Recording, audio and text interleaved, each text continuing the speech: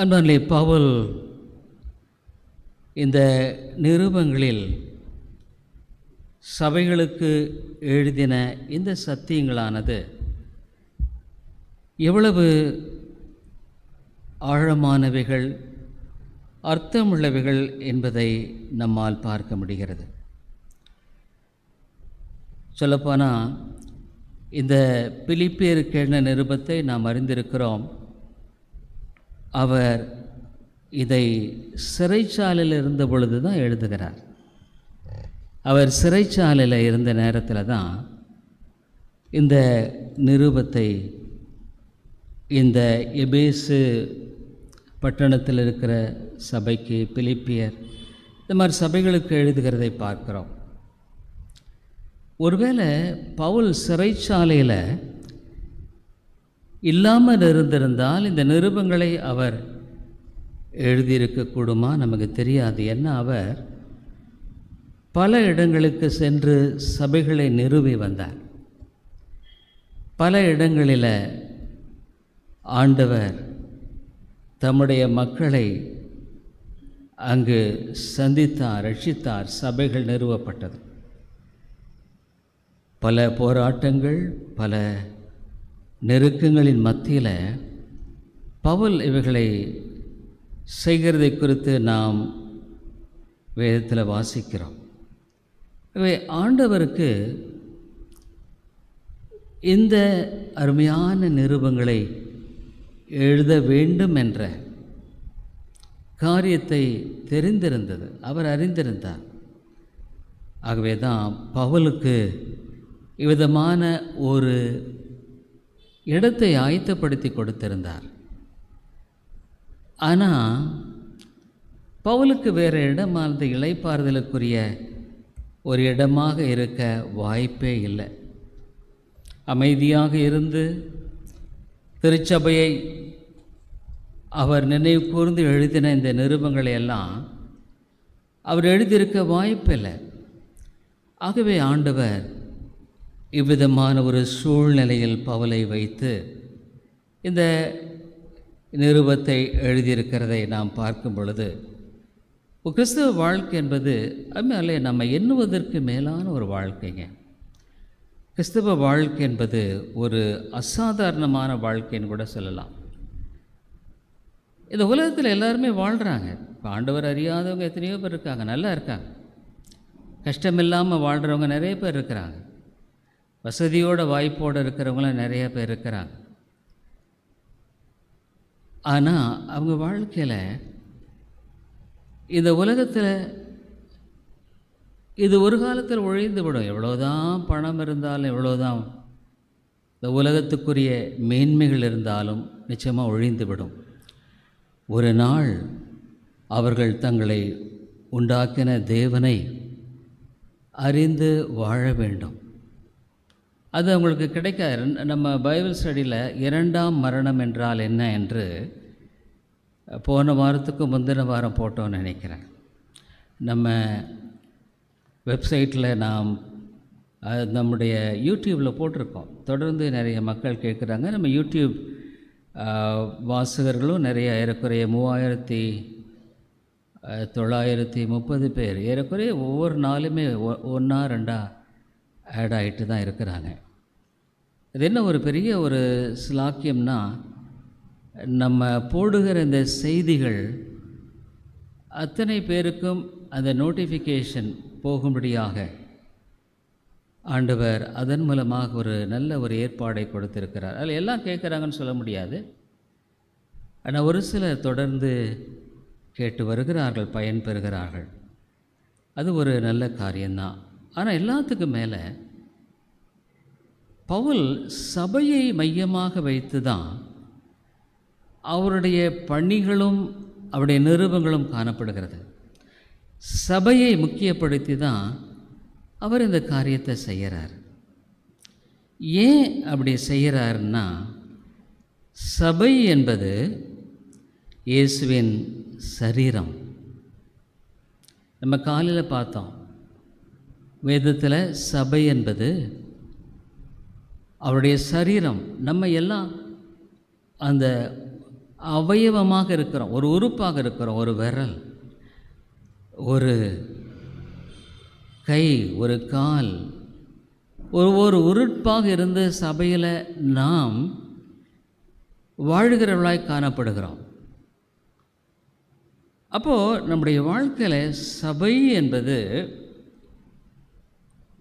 நம்மோடு இணைந்து காணப்படுகிற ஒரு அம்சமாக இருக்கிறது என்பதை தான் பவுல் சொல்கிறார்.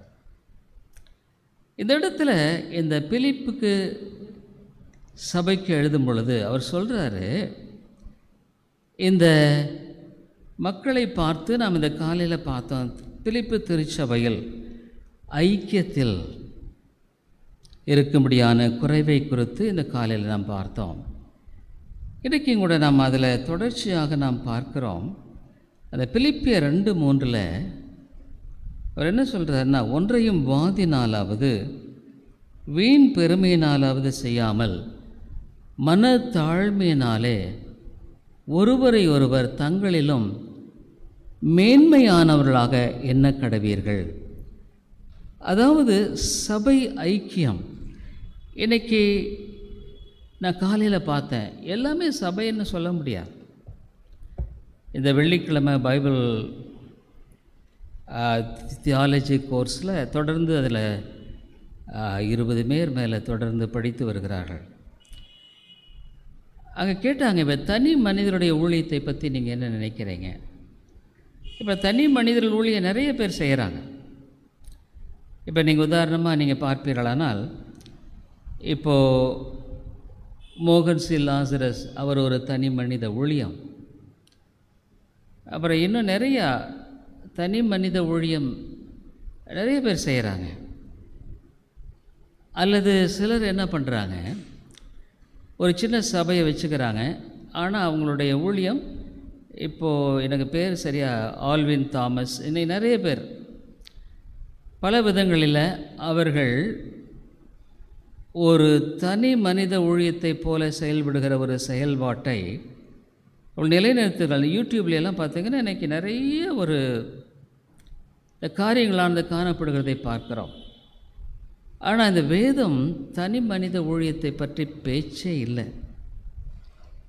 அதை வேதம் அங்கீகரிக்கலை. இன்றைக்கி நான் காலையில் கூட சொன்னேன், சிலர்லாம் பார்த்திங்கன்னா, சில சர்ச்சஸ் எல்லாம் பார்த்திங்கன்னா 1000 பேர் 2000 பேர் கூடி வர்றாங்க. ஆனால் ஒரு சபைன்னா என்ன இருக்கணுங்கிறத பற்றி இந்த காலையில் நம்ம பார்த்தோம். அந்த ஆதி திருச்சபையில் ஆண்டவர் ஏற்படுத்தின அந்த சபையில் அங்கே முதலாவது சத்தியத்தின் போதனை. சொல்லப்போனால் நான் காலையில் சொன்னேன், இது ஒரு ஆவிக்குரிய வீடு. உன்னுடைய வீடு சரீர பிரகாரமாக இங்கே என்ன படுது, அவருடைய வார்த்தை உனக்கு கற்றுக் கொடுக்கப்படுகிறது. சத்தியத்தை அறிவீர்கள், சத்தியம் உங்களை விடுதலையாக்கும். இந்த சத்தியம் நம்ம அறிய நம்மளை விடுதலையாக்குகிறது.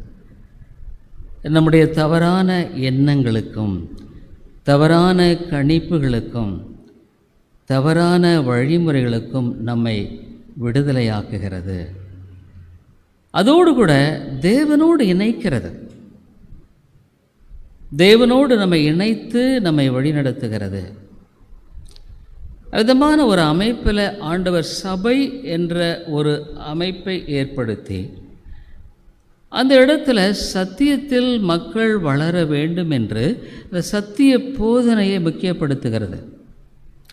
இப்போ நிறைய சர்ச்சஸ் இருக்குது. இன்றைக்கி நீங்கள் பார்த்தீங்கன்னா ஆராதனை என்ற பெயரில் பல சர்ச்சஸ், முக்கியமாக இந்த தற்காலங்களில் 1 மணி நேரம் 1.5 மணி நேரம் ஆராதிக்கிறார்கள், பாட்டு பாடுறாங்க, அங்கே பல காரியங்கள். ஆனால் சபை என்பது இந்த காரியம் இல்லைன்னா அது சபையே இல்லை. இதை விளங்கி கொள்ளணும். இந்த 5 காரியம் இப்போ நம்ம காலையில் பார்த்துருங்க, அது இல்லைன்னா அது சபை இல்லை, அது ஒரு சங்கம், ஒரு கூட்டம், அவ்வளோதான். இல்லை, சபையில் முதலாவது ஆண்டோடைய வார்த்தை போதிக்கப்பட வேண்டும். நிறைய சபைகளில் அது முக்கியத்துவமே கிடையாது. ஏதோ கொஞ்ச நேரம் ஒரு கண் துடைப்புக்காக கொஞ்சம் ஒரு சின்ன பிரசங்கம். அடுத்தது நம்ம பார்த்தோம் ஒரு ஐக்கியம், ஒருவருக்கொருவர் கிறிஸ்துவுக்குள்ளான உறவு. இதுதான் ஆவிக்குரிய குடும்பம். இது கர்த்தருடைய சரீரம். இந்த ஒரு அமைப்பை ஏற்படுத்தி கொடுத்திருக்கிறார். இந்த சபைக்காக தான் ஆண்டவர் வரப்போகிறார். தனி மனித ஊழியத்தை வேதம் எங்கேயுமே சொல்ல. ஆனால் தனி மனித ஊழியத்தில் நீங்கள் பார்த்தீங்கன்னா நல்ல பணம் சம்பாதிக்கலாம். இந்த கரிஸ்மா, இப்போ சுகமளிக்கிறோன்னு சொன்னால் நிறைய பேர் வருவாங்க. ஆனால் உண்மையாக நீங்கள் பார்த்தீங்கன்னா அந்த கூட்டங்கள் எல்லாம் அவங்க 1000 பேர் 2000 பேர் கூடுறாங்க, 10,000 பேர் கூட கூடுறாங்க. அவங்களெல்லாம் என்ன பண்ணுறாங்கன்னா, இங்கே சேலத்தில் இருக்குன்னா அதுக்கு ஒரு ரெப்ரசன்டேட்டிவ் கூட்டிகிட்டு போகிறாங்க. எந்த வியாதி இருக்குதோ ஜெபம் பண்ணுறாங்க, எல்லாம் பண்ணுறாங்க. இப்போ கோயம்புத்தூரில் பார்த்தீங்கன்னா ஜவஹர் சாமுவேல்னு ஒரு ஊழியக்காரர் இருக்கார். அவர் எனக்கு நல்லாவே தெரியும்னா நான் செங்கல்பட்டில் இருக்கும்பொழுது அவர் ஃபெலோஷிப்லேருந்து ஓடி வந்துட்டு ரொம்ப தடுமாறிட்டு அங்கே நான் இருந்த இடத்துல தான் அவர் குழப்பமாக உட்காந்துட்டு இருந்தார். அவர் அவிதமானவர், அவரை பற்றி தெரியும். ஆனால் பின்னால் பார்த்தீங்கன்னா இன்றைக்கு கோயம்புத்தூரில் அவரை முக்கியமாக ஒரு பிரதானமான ஒரு ஊழியராக, பேர் எதுக்கு சொல்கிறேன்னா தெரிஞ்சுக்கணுன்றதுக்காக சொல்கிறேன், அவங்கள குற்றம் சாட்டுன்றதுனால இல்லை. ஆனால் அது தெளிவாக தெரியுது, சத்தியமே இல்லைங்க. ஜனங்கள் ஏமாற்றப்படுகிறார்கள். அவங்க டெலிபரேட்டாக என்ன சொல்கிறாங்க, புற்றுநோய் சுகமாச்சு, எய்ட்ஸ் சுகமாச்சு, சர்க்கரை நோய் சுகமாச்சு. அங்கே கூட்டம் முடிகிறதுக்குள்ளே நிறைய பேர் சாட்சி, டெஸ்ட்டும் பண்ணுறதில்ல. இந்த ஊழியர்கள் என்ன சொல்கிறாங்க, கட்டி 20 வருஷமாக இருந்தது, கட்டி இப்போ மறைஞ்சிருச்சு. எப்படின்னா வலி எனக்கு இல்லை. ஆಮೇಲೆ இது சபை அல்ல. வேதம் எங்கேயாவது ஒரு இடத்துல அந்த மாதிரி ஊழியத்தை சொல்லியிருக்கா? இல்லவே இல்லை. வேதம் என்ன சொல்லுதுன்னா, சபை என்ற ஒரு அமைப்பை தான் சேதம் சொல்லுது. சபை ஸ்தாபிக்கிறது. அந்த சபையில் ஆண்டோடைய வார்த்தை போதிக்கப்படணும், ஒருவருக்கொருவர் ஐக்கியப்படணும். அது மாத்திரமல்ல, சிலுவை மையமாய் போதிக்கப்படணும். இந்த காலையில் நான் சொன்னேன், நம்முடைய பாவங்களுக்காக மரித்த அந்த இரட்சகரை, அவருடைய அந்த போதனை, சிலுவையின் போதனை மையமாக இருக்கணும். அடுத்தது ஜெபம். சபையில் பார்க்குறோம், ஆதி திருச்சபை ஜெபிக்கும் பொழுது அவங்க இருந்து அந்த அஸ்திபாரம் அப்படியே அசையுது. பரிசுத்த ஆவியானவர் அந்த சபையை கட்டுறார். இன்றைக்கி பரிசுத்த ஆவியானவர் என்ற பெயர் இருக்கிறதே ஒழிய பரிசுத்த ஆவியானுடைய செயல்பாடுகள் வேதத்தில் சொன்னமாக இல்லை. கடைசியாக நம்ம என்ன பார்க்குறோம், அநேக மக்கள் ரட்சிக்கப்பட்டு சபையில் சேர்த்து கொள்ளப்படுகிறார்கள். இது ரொம்ப முக்கியமான ஒரு காரியமாக இருக்கிறது, சபையில் ஆத்தும ரட்சிப்பு. ஆகவே நீ உன்னை ஒரு ஆவிக்குரிய மனிதனாக நிறுத்திக்கொள்ளணும்னா சபையோடு இணைந்து நீ வாழ கற்றுக்கொள்ளணும். தனியாக ஆவிக்குரிய வாழ்க்கையை வாழ முடியாது, இம்பாசிபிள். இந்த சபையினுடைய செயல்பாடுகளில் உன்னை இணைத்து கொள்ளணும். அதான் வேதம், அதுதான் என்னுடைய சரீரங்கிறார். அப்போ இந்த சபையோடு இணைத்து கொள்ளுகிற அந்த வழிமுறையின் வாழ்க்கையின் மூலமாக கர்த்தருடைய வசனத்தை கேட்டு ஆவியனோடு கூட இடைப்படுகிறார், அவனை மாற்றுகிறார், விடுதலை ஆக்குகிறார்.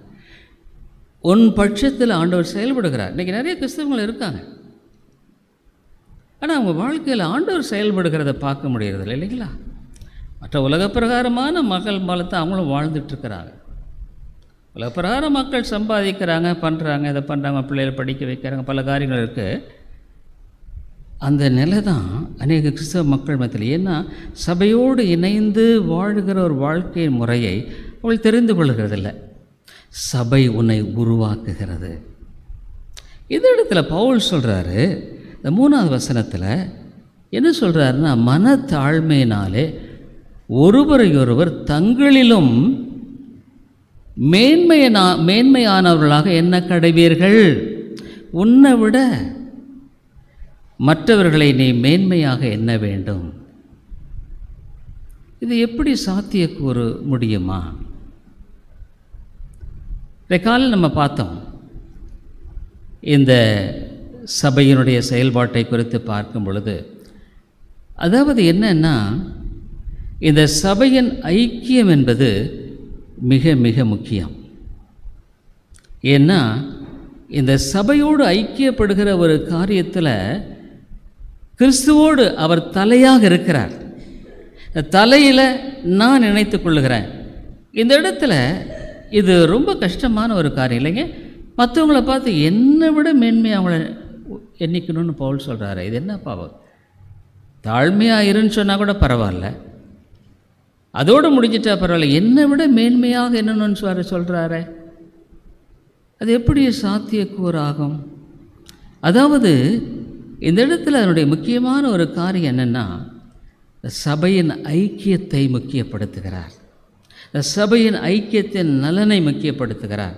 இந்த சபையில் நான் ஒரு தாழ்மையான பாத்திரம்தான், என்கிட்ட வேறு ஒன்றுமே இல்லை, நான் ஒரு பெரிய மற்றவர்களோட மேலாக இல்லை.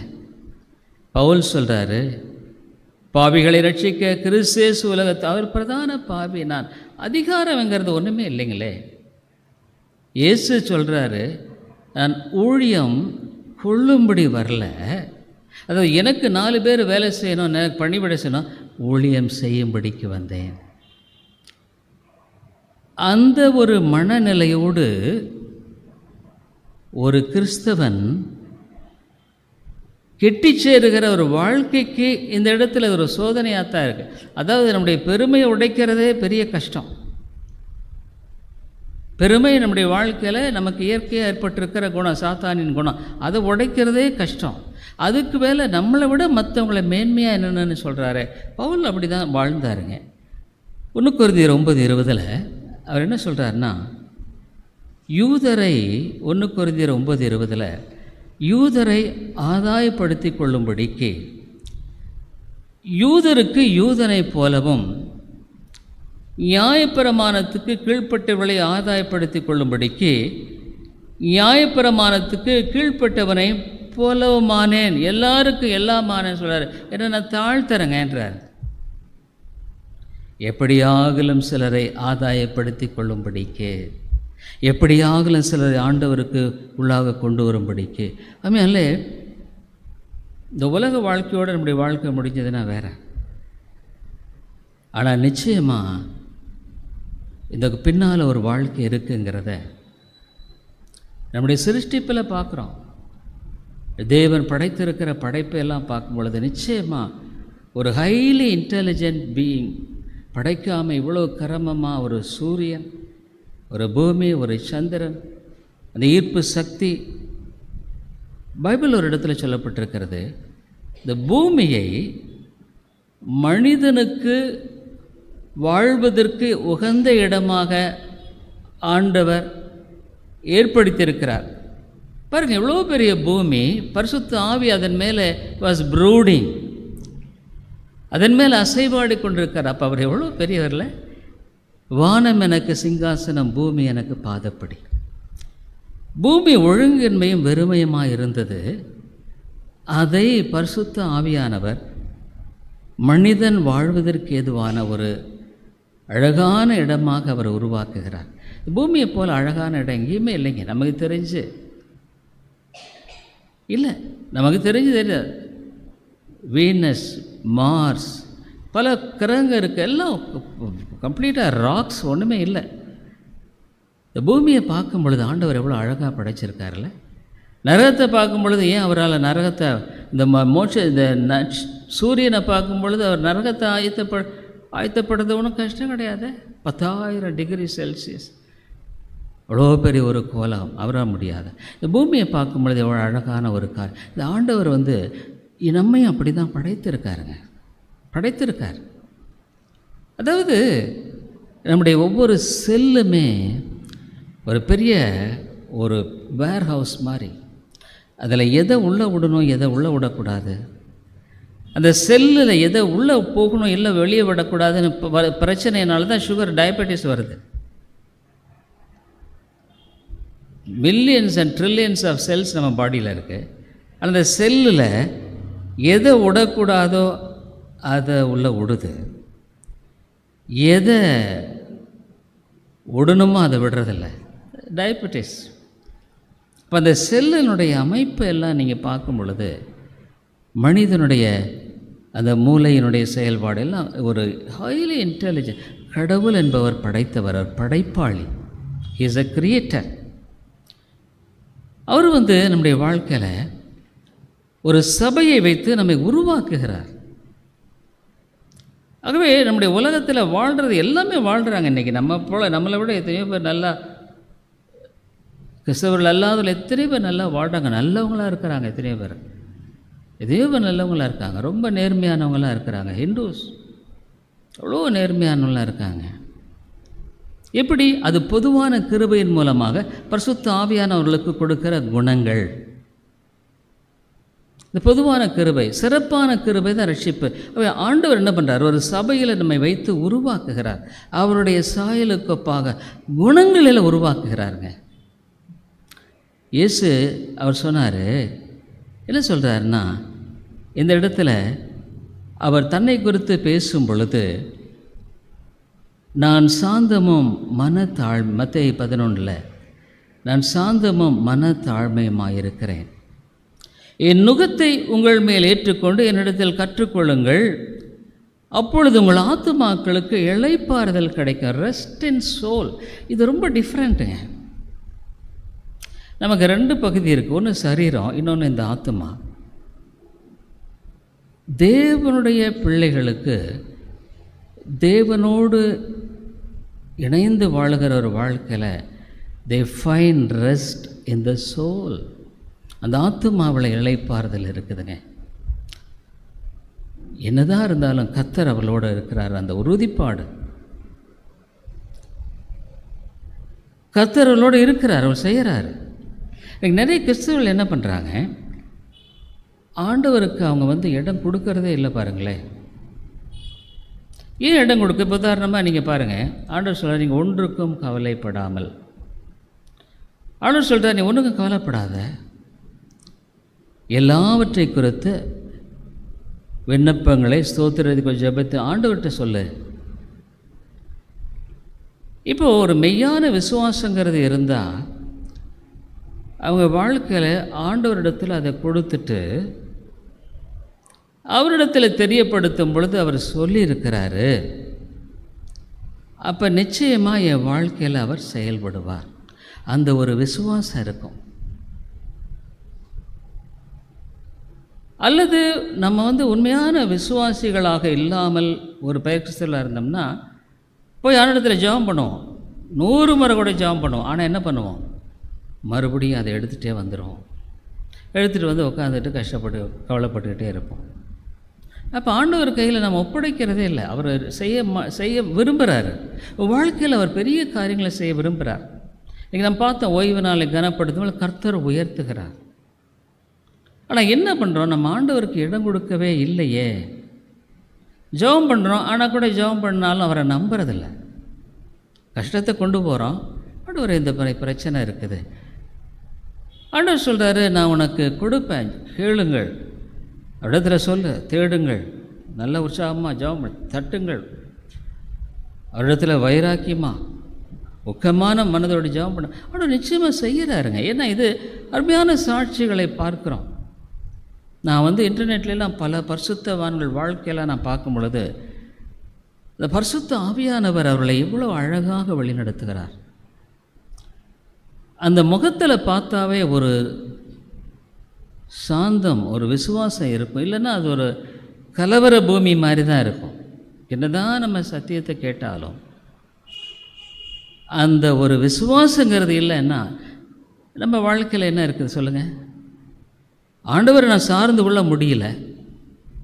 அப்போ என்னுடைய பக்தி என்ன, பக்தியினால் என்ன பிரயோஜனம் சொல்லி யோசிச்சு பாருங்களேன். ஆண்டவர் சொல்லிட்டார், உண்மைதான், உங்கள் பாரங்களை என் மேல் வைத்து விடுங்கள், because he careth for you. உன்னை குறித்து அவர் அக்கறையாக இருக்கிறார்னு சொல்கிறார். ஆமாம், இல்லை, உன்னை குறித்து நிச்சயமாக ஆண்டவர் அக்கறையாக இருக்கார். உன் வாழ்க்கையில் எல்லாம் அவருக்கு தெரியும். உன்னை பற்றி அவருக்கு தெரியாத ஒன்றுமே இல்லை. உன்னுடைய எதிர்காலம் எல்லாமே தெரியும். ஆனால் நீ என்ன பண்ணுற? ஆண்டவரை நம்ப மாட்டாங்கிற. ஜெபம் பண்ணுற, ரைட்டு, ஆனால் அந்த ஜெபத்துக்கு ஏற்றவனமாக உன்னுடைய வாழ்க்கையில் ஆண்டவரை நம்பி நீ வாழ முடியறதில்ல. காரணம், உனக்குள்ள பரிசுத்த ஆவியானவர் இருந்தால் தான் அந்த விசுவாசமே வரும். பரிசுத்த ஆவியானவர் உனக்குள்ள வாசமாக இருந்தால் தான் உன்னுடைய ஆவிக்குரிய கண்கள் திறக்கப்பட்டிருக்கும், செவிகள் திறக்கப்பட்டிருக்கும். இல்லைன்னா என்ன பண்ணுவோம், நம்ம நிறைய ஜெபிப்போம், ஆனால் நம்ப மாட்டோம். திரும்ப அதே பிரச்சனை. அப்போ தேவன் இன்றைக்கும் செய்ய வல்லவராக இருக்கிறார். அப்போது சபை என்ற இடத்துல கர்த்தருடைய வசனத்தை நீ கேட்டு உன்னை உருவாக்குகிறார், உன்னை தாழ்மைப்படுத்துகிறார். அந்த இடத்துல முக்கியமாக என்னென்னா, சபையை உன்னை விட சபை முக்கியம். ஏன்னா அவருடைய சரீரம்.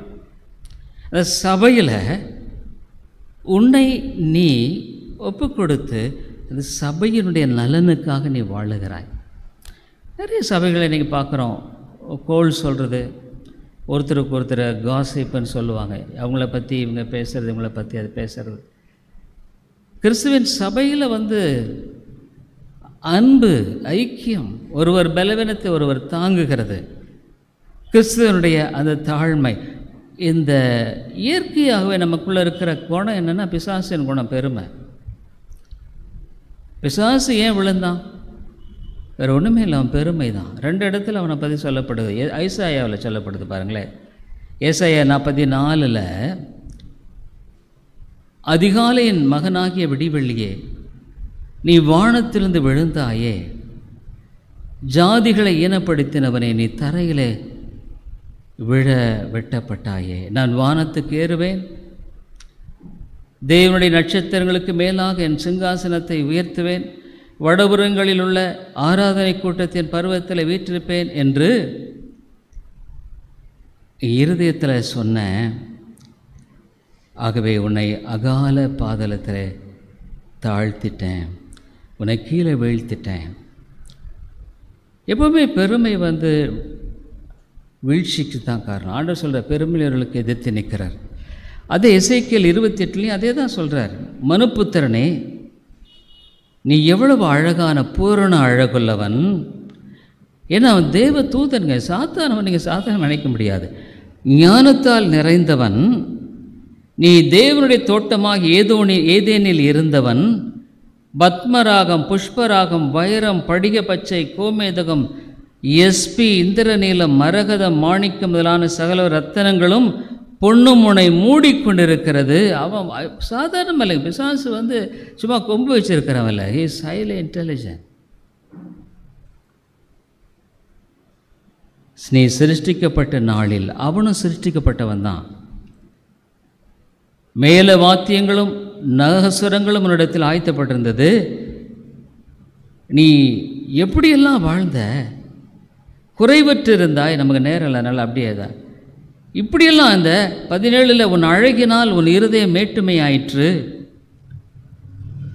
இந்த அழகெல்லாம் எவ்வளோ காலத்துக்கு இருக்குங்க? இல்லை,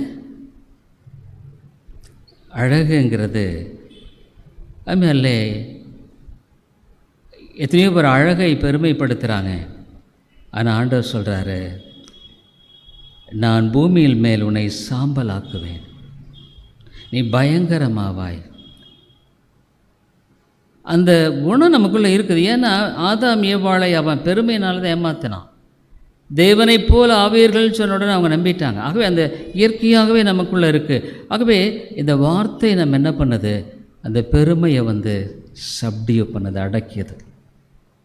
சபையோடு இணைந்து வாழுகிற வாழ்க்கையில் நம்முடைய பெருமை உடைபடுகிறது. இன்றைக்கி நிறைய ஊழியர்கள் எல்லாம் பார்த்திங்கன்னா ரொம்ப பெருமையாக இருப்பாங்க. 4 பேர் என்னை மதிக்கணும். சில ஊழியர்களெல்லாம் நீங்கள் சந்திக்கிறதுனா ரொம்ப கஷ்டம். ஃபோன் பண்ணாமல் போகவும் முடியாது, அப்பாயின்மெண்ட்லாம் வாங்கணும். அப்படியெல்லாம் நிறைய பேர் இருக்கிறாங்க.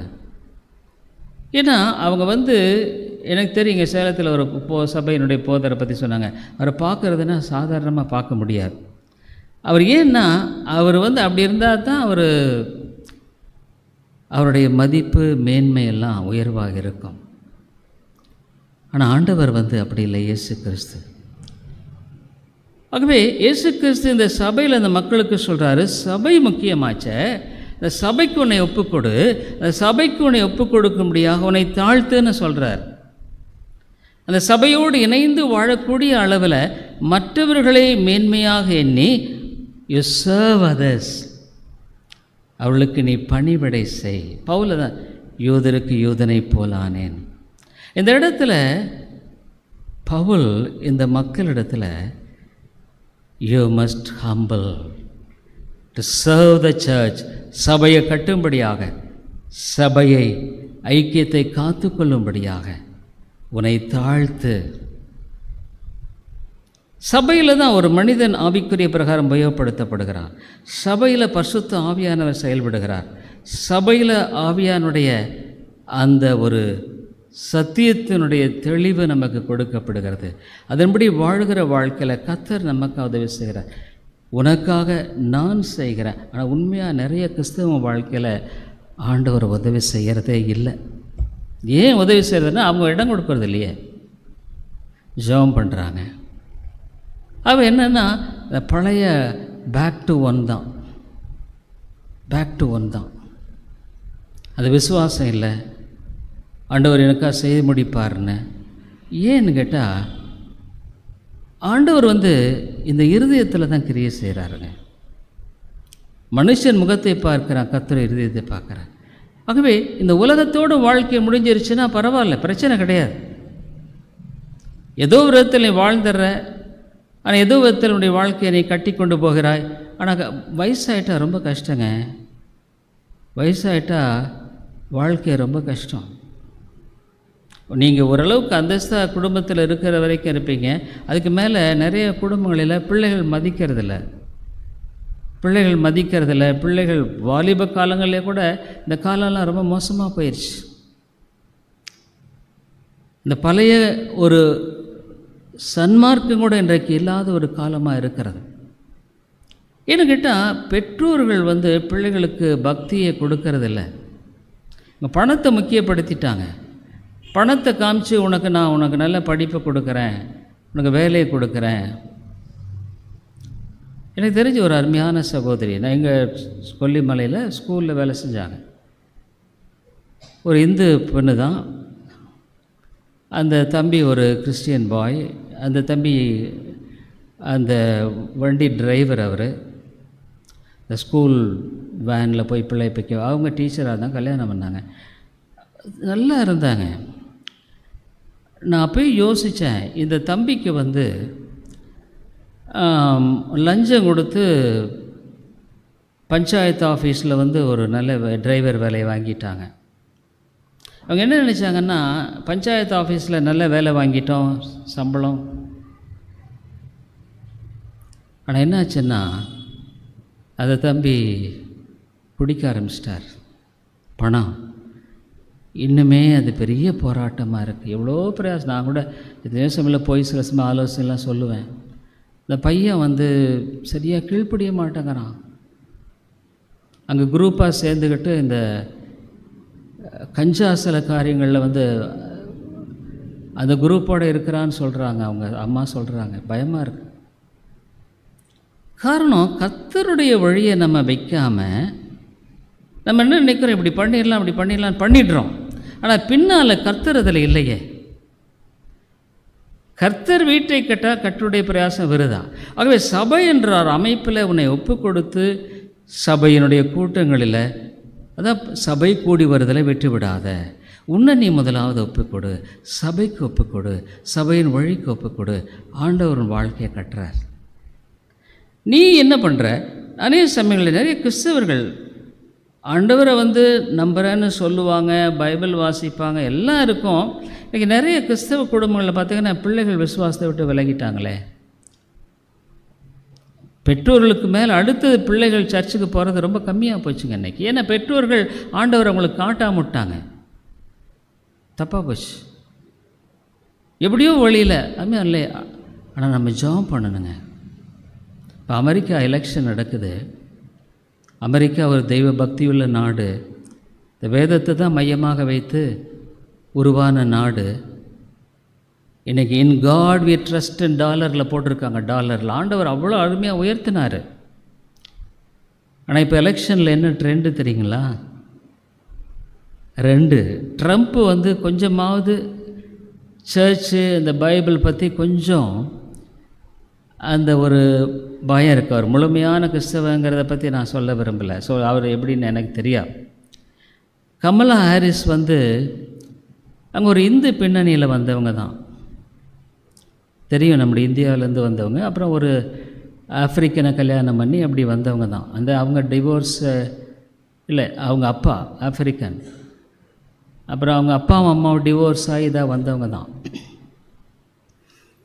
இப்போது ட்ரம்ப் என்ன சொல்கிறாருன்னா, நான் கருக்கலைப்பை அபார்ஷன் நான் லாவில் கொண்டு வர மாட்டேன்.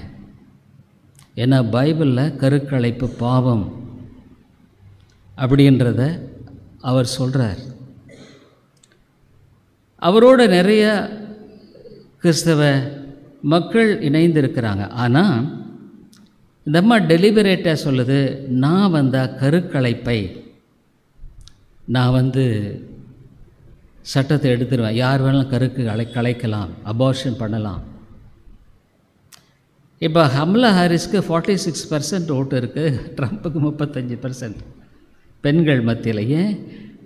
பாவத்துக்கு பிரதானமான ஒரு இருக்குது. அதனால தான் அந்த ஒரே ஒரு பாயிண்டில் தான் இன்றைக்கி பிரசிடென்சியே பெரிய கேள்விக்குள்ளே இருக்குது. இந்த அம்மா சொல்கிறாங்க, ஏற்கனவே இங்கிலாந்து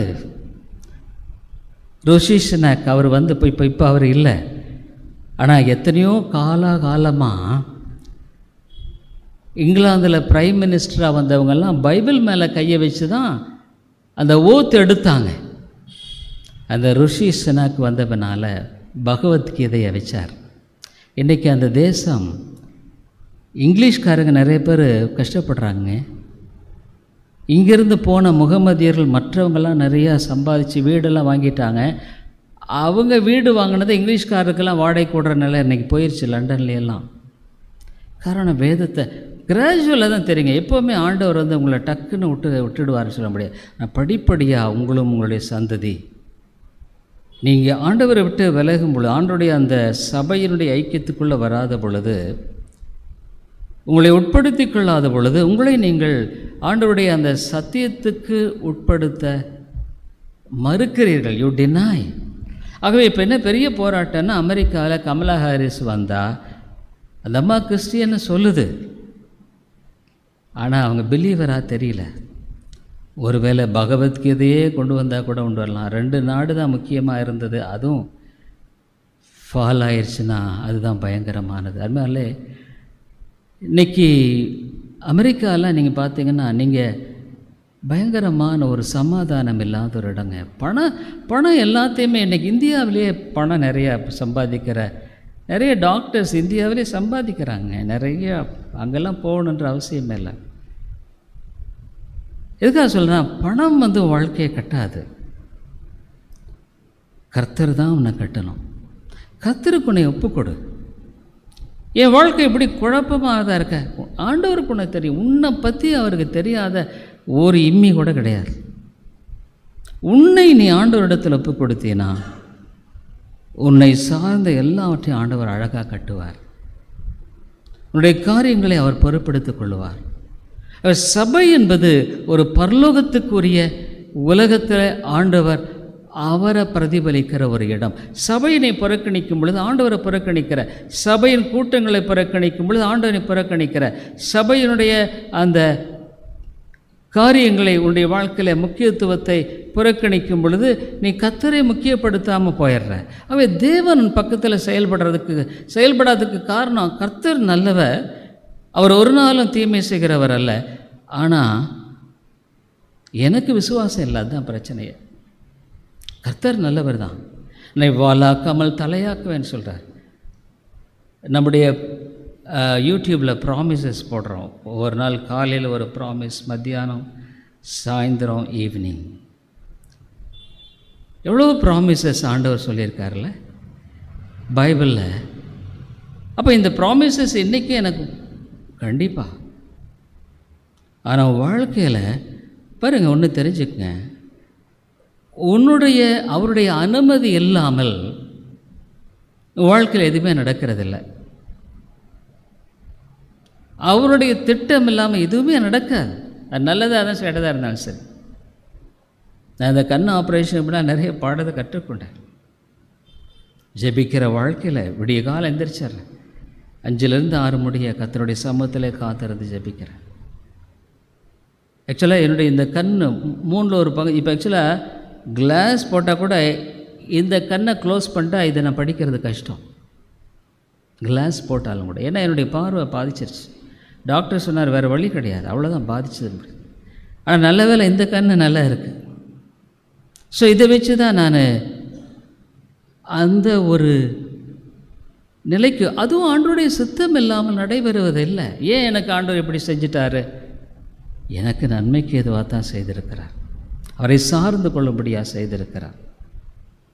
மேலும் வாழ்க்கையில் நீ விசுவாசங்கிறத, அதாவது எலக்ட்ரிசிட்டி இருக்குதுன்னு சொன்னால் பவர் இருக்குது, ஆனால் டியூப்பில் அந்த பவர் போய் செலுத்தாமல் டியூப் லைட் எரியாது.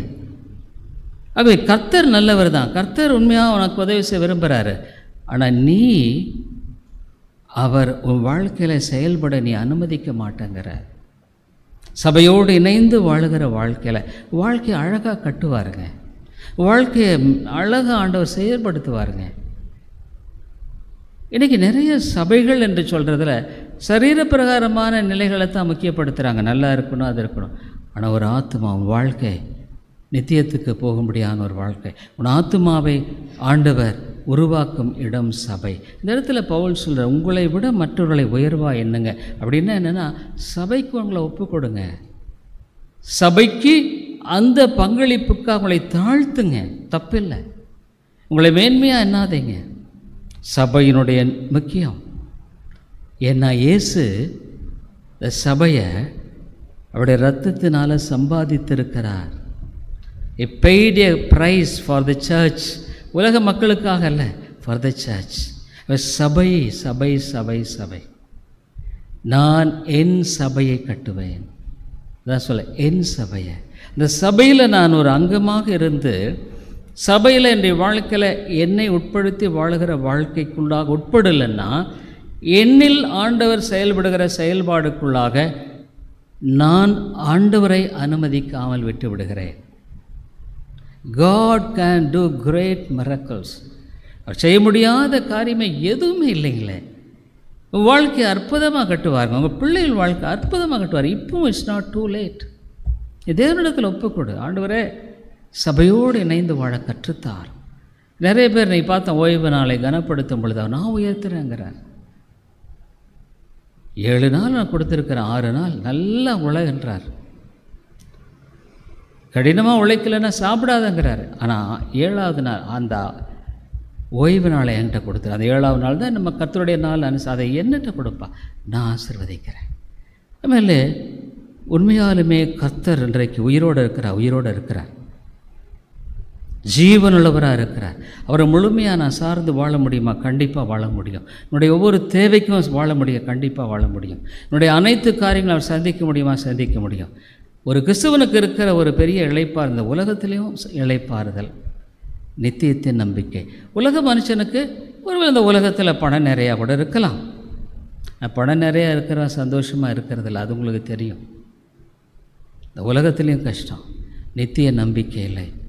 ஆகவே சபையோடு இணைந்து வாழ வேண்டும் என்ற அந்த ஒரு வாழ்க்கையில் தாழ்மைப்படுதலை, ஆகவே மன தாழ்மையினால் கிறிஸ்து தன்னை தாழ்த்தினார். ஜெபிப்போம். அன்புள்ள ஆண்டவரே, எவ்வளவு அழகாக இந்த உலகத்தில் சபை என்ற ஒரு அமைப்பை ஏற்படுத்தி, இந்த 5 காரியங்களை சபையில் முக்கியமாக மையப்படுத்தி சபை என்ற ஒரு அருமையான அமைப்பை ஏற்படுத்த. இன்றைக்கு நிறைய சர்ச்சஸில் சபை என்பது இல்லை ஆண்டவரே. அது சபை இல்லை, அது ஒரு கூட்டம், ஒரு சங்கம். சத்தியத்தின் போதனை மையமாக இல்லை, ஒருவருக்கொருவர் தாழ்த்தி நேசிக்கிற அந்த நேசம், ஐக்கியம். எப்படி ஆண்டவர் அந்த ஆதி திருச்சபையில் அவர்கள் உறுதியாய் தரித்திருந்தார்கள் என்று பார்க்கிறோம். ஐக்கியம், சிலுவை பற்றிய உபதேசம், ஜபத்தில், ஆத்துமாக்கள் ஆதாயப்படுத்துறதில்ல. ஆண்டவரே, உண்மையாலுமே எங்களுடைய அநேகருடைய வாழ்க்கையில் நீங்கள் எவ்வளோ காரியங்களை செய்ய விரும்புகிறீர், இன்றைக்கும் விரும்புகிறீர். ஆனால் நாங்கள் இடம் கொடுக்க மாட்டேங்கிறோம். அப்போ நாங்கள் நினைக்கிறோம், ஏன் ஆண்டவர் எனக்கு உதவி செய்யலை? 10 பையில் போடுறோம், வெடிப்புள்ள தொட்டியை தெரிஞ்சு கொள்கிறோம். தண்ணி ஊற்றுனா ஊற்றுனா ஊற்றுனா கீழே போயிட்டே இருக்கு. வாழ்க்கையில் நிலையான ஒரு சமாதானம் இல்லை, சந்தோஷம் இல்லை, இருக்கிறதுல திருப்தியாக நாங்கள் வாழ முடியலை. பல குழப்பங்கள். ஆண்டவரே, ஆவியானவரே, நீர் ஒருவரே ஆத்துமாக்களிடத்தில் உள்ளத்தில் பேச முடியும். நீர் பேசும். இயேசுவின் நாமத்தில் ஜெபிக்கிறோம் நல்ல பிதாவே, ஆமென்.